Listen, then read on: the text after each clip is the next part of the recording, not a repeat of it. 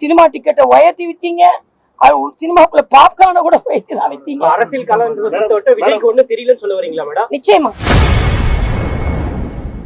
பிளாக்கில் டிக்கெட் விற்கும் தாவேக தலைவர் விஜய் அரசியல் தெரியாமல் ஒன்றும் பேசக்கூடாது என்று பாஜக மூத்த தலைவர் தமிழிசை சவுந்தரராஜன் காட்டமாக விமர்சித்துள்ளார். தம்பி விஜய் வேற கேஸ் விலை ஏறினதுக்கு ஒரு பெரிய இது கொடுத்திருக்காரு அறிக்கை. கச்சா எண்ணெய் ஏறிடுச்சான், இறங்கலையாம். ஒரு அதிகாரப்பூர்வம் விஞ்ஞானபூர்வம் அங்க இருக்கா? எங்க மாநில தலைவரோட அறிக்கையை பாருங்க, விஜயோட அறிக்கையை பாருங்க.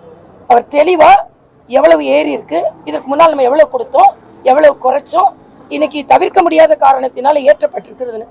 சும்மா பொதுவா நான் கேட்கிறேன், உங்களை டிக்கெட் எவ்வளவுப்பா விற்கிறீங்க?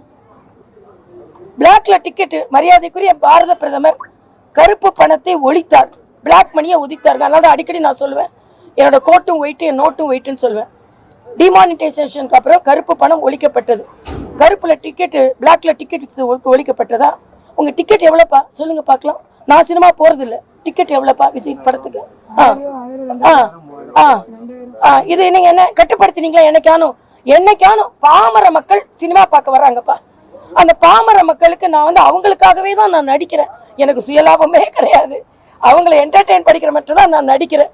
அதனால அவங்களுக்குலாம் டிக்கெட்டு மிக குறைந்த விலையில, இல்லைன்னா இலவசமா கூட கொடுங்களேன், யார் தடுத்தா? அப்ப உங்களுக்கு லாபம் வரும்போதெல்லாம் நீங்க பேசுவீங்க. ஒன்னும் தெரியாம தயவு செய்து விஜய் போன்றவர்கள் பேச வேண்டாம்.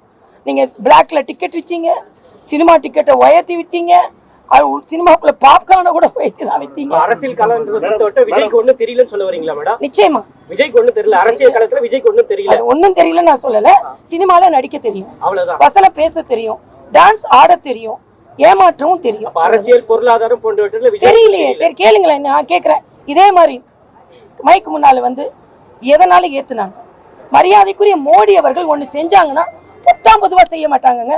மகளிர் தினத்தை அன்னைக்கு ஏன் 100 ரூபாய் குறைச்சாரு? மகளிர் எல்லாம் மகிழ்ச்சியா இருக்கணும்னு. இன்னைக்கு 62% ஏறினதுனால மிக குறைந்த விலையில் ஏற்றி இருக்கிறார். பட் நாங்கெல்லாம் அதுவும் வேணாம், நாங்க கோரிக்கை வைக்கலாம் இருக்கோம். செய்திகளை உள்ளது உள்ளபடி தெரிந்து கொள்ள ரெஃப்ளெக்ட் நியூஸை சப்ஸ்கிரைப் பண்ணுங்க.